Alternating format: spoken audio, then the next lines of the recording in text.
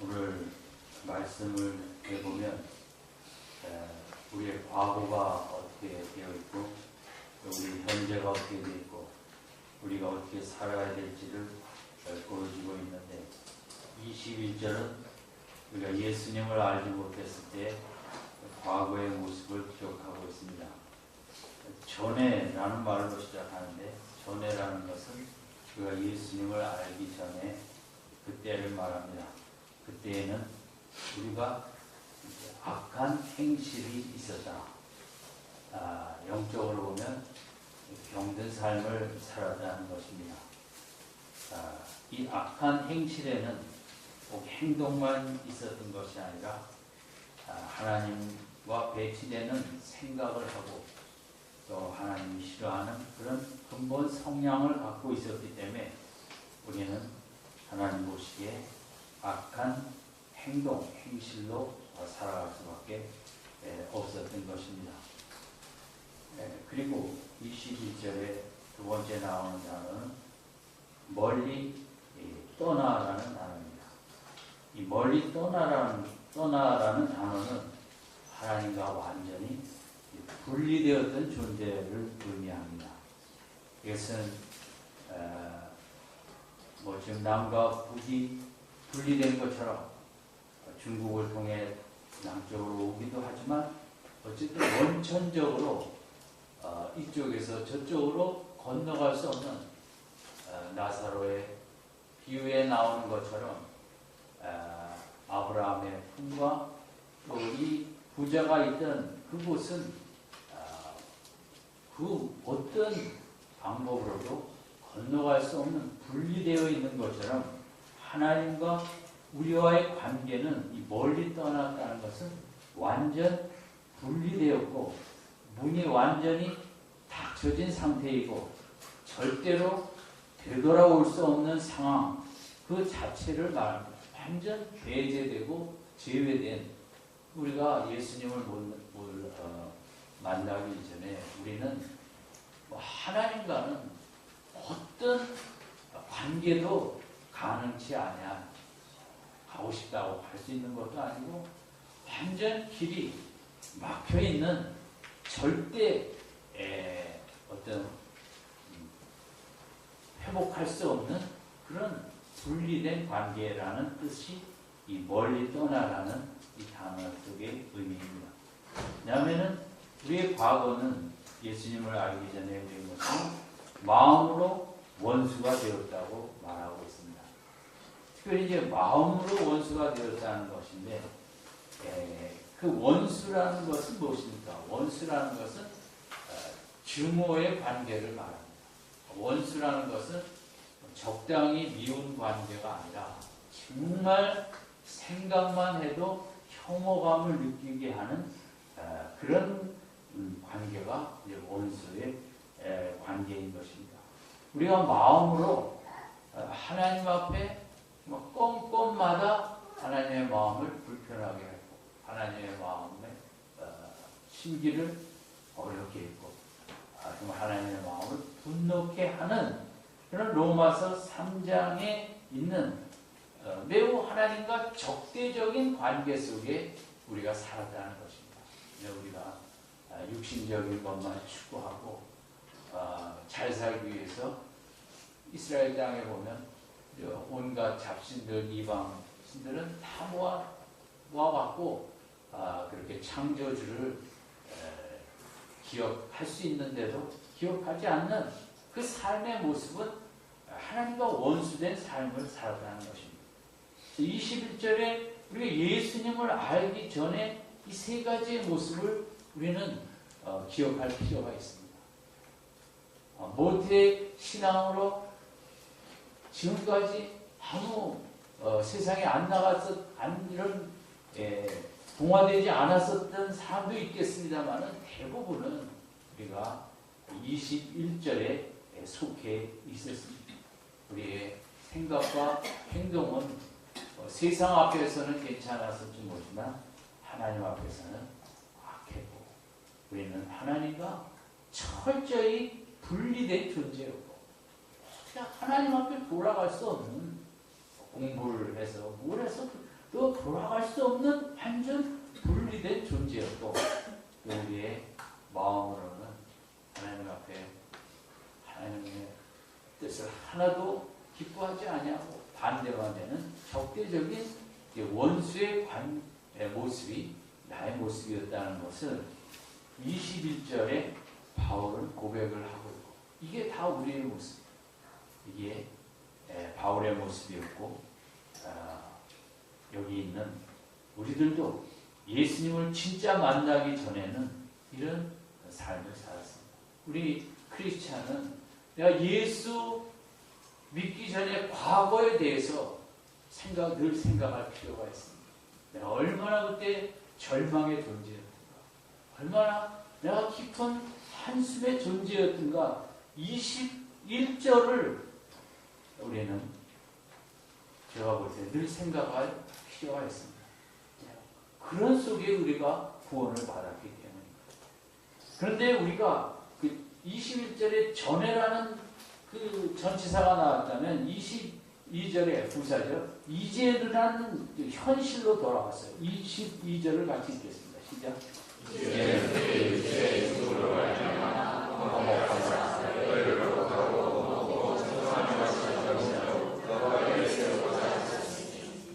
그런 우리들의 모습을 22절에 누구의 죽음으로 말미암아 하나님과 화목하게 됐다고 그랬냐면 예수 그리스도의 육체의 죽음으로 말미암아 이렇게 된다.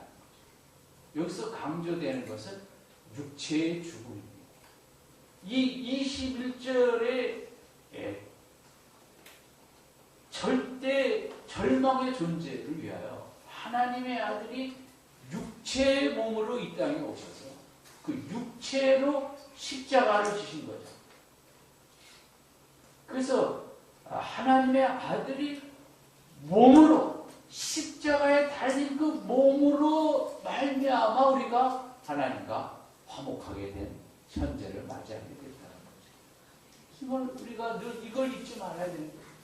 내가 근본도 아닌 하나님의 아들이 처절하게 찢기시고 피 흘리신 그 절대 희생의 몸을 던짐으로 말미암아 내가 하나님과 화목하게 되었다. 우리가 기독교는 이것이 핵심이고, 우리는 이래서 늘 21절과 22절을 생각해야 되는 거죠. 절망의 존재였는데 하나님의 아들이 십자가에 몸을 찢기시고 피를 흘리심으로 내가 하나님과 화목해 되었다. 이것을 많이 생각하는 것이 믿음 생활입니다. 이걸 많이 생각하고 감사하고 찬양하는 것이 기독교의 핵심 중에 핵심인 거죠. 여기에 은혜가 있고 여기에 힘이 있고 소망이 있고 위로가 있는 것입니다. 여러분, 이번에 교황이 와서 이제 세월호 가족들이나 힘든 사람들 이렇게 손을 만져주고 보도에 의하면 그 사람들이 위로를 받았다고 하지 않습니까? 그럴 수 있습니다. 어쨌든 캐톨릭의 수장이 와서 그렇게 힘든 모습에 있는 사람들의 손을 만져줬다. 귀한 위로가 될 수 있습니다. 하물며 인간이 아니라 하나님께서 인간의 몸을 쓰시고 오셔서 우리 손을 만져준 것이 아니라 우리를 위하여 십자가에 찢기셨다는 걸 생각하면 있을 수 없는 일이죠. 교황도 인간이 와서 손 만져준 것도 뭐 그렇게 정말 대단하고 뭐 그렇게 얘기하는데, 여러분, 나를 위해 십자가에 몸버리고 찢기신 분은 인간이 아니고 온 우주를 창조하신 창조주시오, 이 우주를 지금도 통치하시는 통치주시고, 앞으로 세상을 심판하실 심판주시고, 구세주이신 그분이 나를 위해 십자가에서 내 죄를 위하여 몸을 찢기셨다. 많은 위로와 큰 감사가 넘치는 이 밤이 되시길 바랍니다. 기독교는 그것입니다. 인간이 적당한 위로, 그게 기독교와 아니, 하나님이 나를 위해 십자가에 대신 못 박히시고 내가 받을 벌을 위하여 피 흘리시고 찢기셨다는 것은 생각만 해도 감당이 안 되고 도대체 이해할 수가 없고 너무 송구스럽고 너무 큰 사랑과 은혜이기 때문에 어떻게 이런 일이 있을 수 있는가?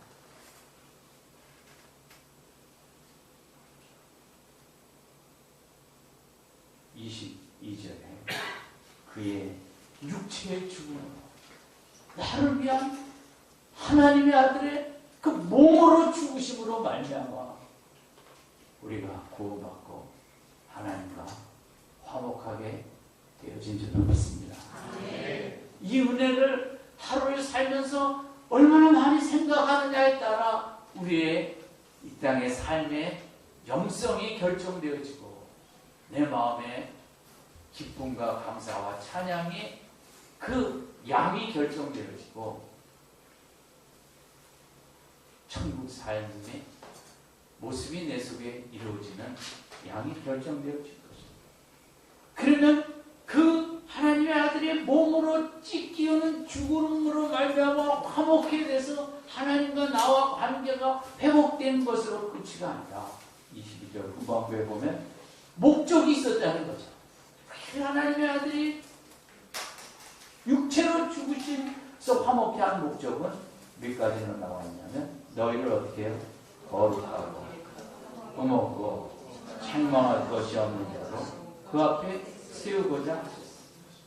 이것은 우리로 하여금 이렇게 정말 정결하고 깨끗한 예수의 십자가의 보혈로 죄악을 씻어주시고 정결한 깨끗한 흠이 없는 이런 아름다운 자로 우리를 세우시고자 하는 목적을 갖고 하나님의 아들이 십자가에서 몸으로 죽음을 맞이하셨습니다.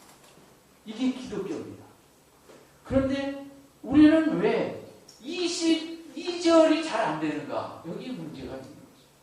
왜 나는 그러면 그렇게 나를 위해 주님이 하나님의 아들이 십자가에 몸으로 죽으심을 받아 화목케 하시고 거룩하고 흠없고 책망할 것이 없는 자로 세우고자 십자가를 지셨는데 왜 나는 늘 흠도 많고 책망할 것도 많고 거룩하고 관계없는 이런 삶을 살아가고 있는가? 오늘 여기에 이제 우리의 문제가 있고 교회의 문제가 있는 거죠. 캐톨릭은 행위를 강조합니다. 그래서 세상적으로는 행위의 면에서 캐톨릭은 교회보다 훨씬 더 좋은 평가를 받습니다. 그들은 술, 담배를 하면서도 우리는 술, 담배를 안 하면서도 좋은 평가를 받지 못합니다. 그게 안타까운 일이죠. 22절에 이 축복을 받았는데 왜 우리는 그런 좀 더 삶의 모습에 부족함이 있는가? 십자가의 체험이 우리에게 너무 약해서 그렇다. 교회 나와서 예배드리기 전에 우리는 옆 사람과 반갑기도 하지만 정말 예배드리기 전까지 지었던 부족한 내 모습에 회개하는 이런 모습이 더 있어야 되거든요. 이제 캐톨릭에 다니는 분이 하는 얘기는 다니다 교회에 오신 분이 이런 얘기했어요. 캐톨릭은 가끔 그 고해 성사를 하잖아요. 신부 앞에 가서 그럼 그거 하고 나오면 참 마음이 시원하다는 거예요. 아, 나 이렇게 했는데. 그러면 신부가 또 이렇게 하고. 그럼 정말 인간의 심리적으로 그 문제가 좀 깨끗해진 것 같은 느낌이 든다는 거죠. 근데 교회 다니면 도대체 그런 느낌이 없다는 거예요. 그냥 교회 예배 앉아있다가 앉아있다가. 회개가 철저히 안 되고 그냥 적당히 예배 앉았다 가버리면 뭔가 용서함을 받은 내 죄를 사함을 받은 이런 체험이 없이 자꾸 교회를 만 왔다 갔다 할 수가 있다는 거죠. 저는 그 사람 말이 교회가 그런 의미에서 재미가 없다는 거죠. 뭔가 좀 고백도 하고 그렇다고 또 목사한테 가서 하자니 앞에 내고 하자니 자기 그 문제를 다 얘기하기도 곤란하고 교회도 그러면 좀 방을 만들어 갖고 이렇게 와갖고 목소리도 못 알아듣게 뭐 이렇게 해서 인간은 참 약하고 심리적인 존재이기 때문에 신부한테 얘기하면은 죄사함을 받은 것 같다. 근데 교회 다니는 분들은 그런 체험이 오히려 약한 거죠. 성령의 어떤 역사가 없으니까 뭐 죄사함을 받았는지 뭐하는지 너무 흐리멍덩한 거죠. 근데 기도도 열심히 안 하고 이 우리의 안타까움. 근데 그 문제가 23절에 있는 거예요. 23절 같이 읽겠습니다. 시작.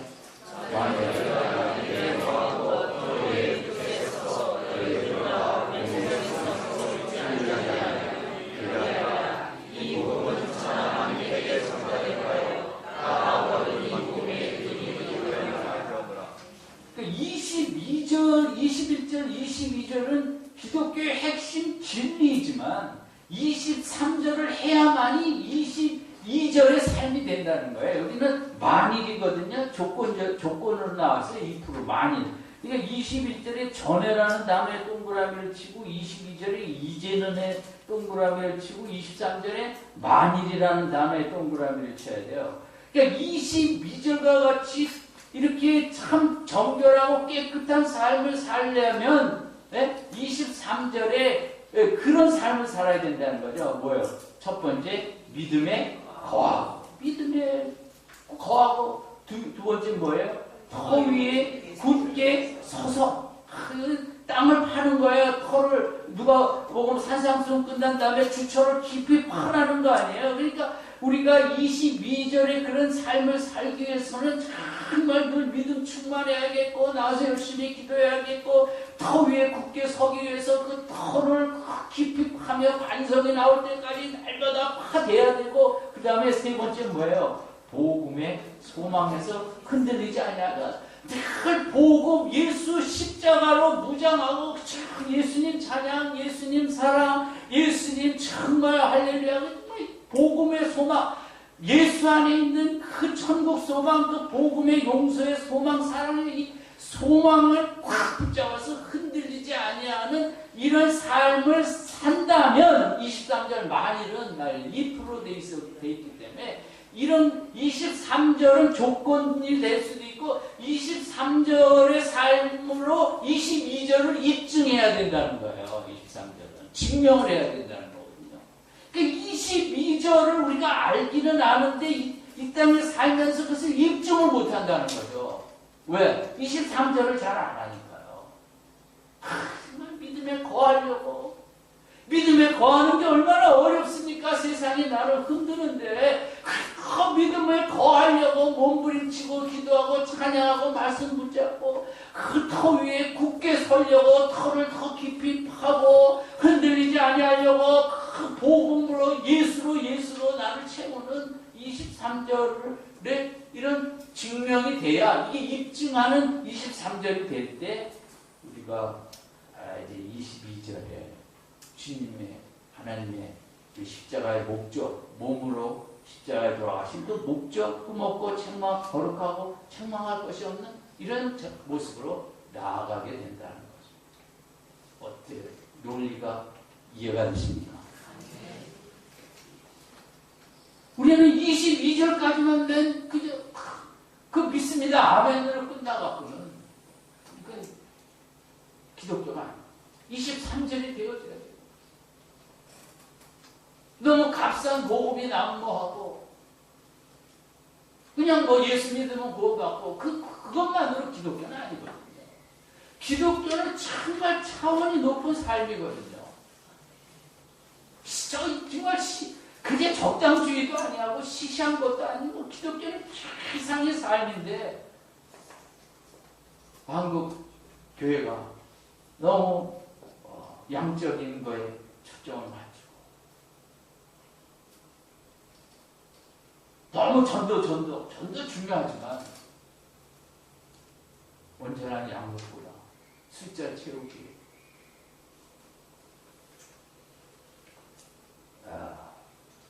우리가 오늘 밤에 성찬식을 하면서 잊지 마십시다. 먼저 21절을 기억하십시다. 이렇게 정말 정말 소망 없는 존재.